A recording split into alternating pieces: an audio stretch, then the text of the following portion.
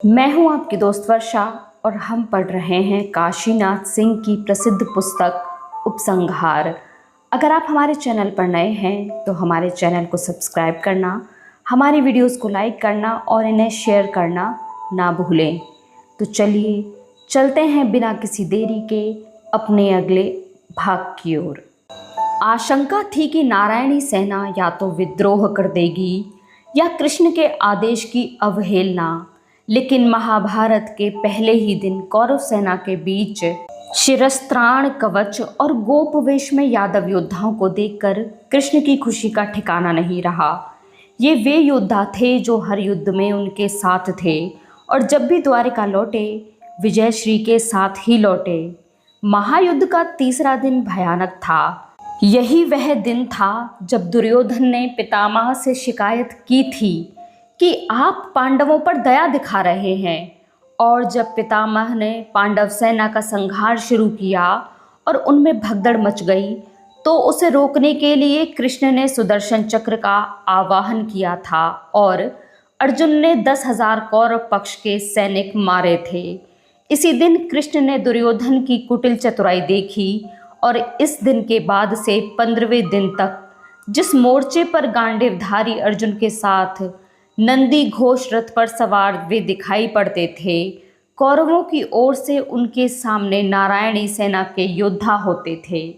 धनुष बाण, मूसल, गदा, भल्ल और बर्छे के साथ युद्ध भूमि में अर्जुन के सामने पड़ने का क्या मतलब है, यह कृष्ण भी जानते थे और यादव वीर भी। असहाय कृष्ण उन्हें धराशायी होते और मरते देखते रहते। हाँ, उस दिन का युद्ध समाप्त होने पर जो वे कर सकते थे करते रहे। वे युद्ध भूमि से अपने शिविर में लौटते, कपड़े बदलते और पहचान छिपाकर दारुक, सात्विकी, नचिकेता, कृतवर्मा और अन्य योद्धाओं के साथ मशाले लेकर रात भर लाश के ढेरों के बीच दूसरे परिजनों की तरह वीरगति पाए गए यादव वीरों को ढूंढते रहते और या तो उनकी चिताएं सजाते या घायलों को घायलों के शिविर में भिजवाते।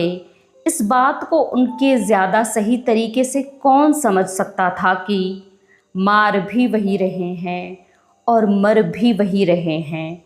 लेकिन घायलों को चिकित्सा शिविर में भेजते समय उनकी आंखें देखकर कृष्ण को इस बात का एहसास ज़रूर हो रहा था कि द्वारिका, जो एक बंद मुट्ठी की तरह थी, बंधी हुई, कसी हुई, तनी हुई, अब खुल गई है और उंगलियां अलग अलग दिखाई पड़ने लगी हैं। यह जानते हुए कि कहना ठीक नहीं है, नतीजा कुछ भी नहीं निकलने वाला, फिर भी कृष्ण से रहा नहीं गया।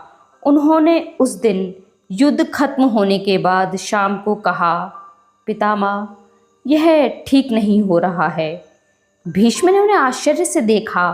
वासुदेव, ठीक तो बहुत कुछ नहीं हो रहा है।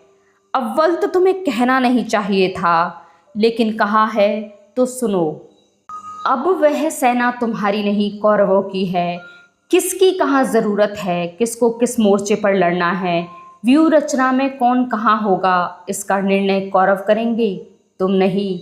और वासुदेव, यह न भूलो कि तुम और नारायणी सेना एक कुल हो, तो कौरव और पांडव भी एक कुल हैं। जाओ, रथ पर अर्जुन तुम्हारी प्रतीक्षा कर रहा है। आज की वीडियो में बस इतना ही। भाग 2 यहीं पर समाप्त होता है। अगली वीडियो में हम हाजिर होंगे अगले भाग के साथ। तब तक हमारे साथ इस सफ़र में बने रहने के लिए आपका बहुत शुक्रिया।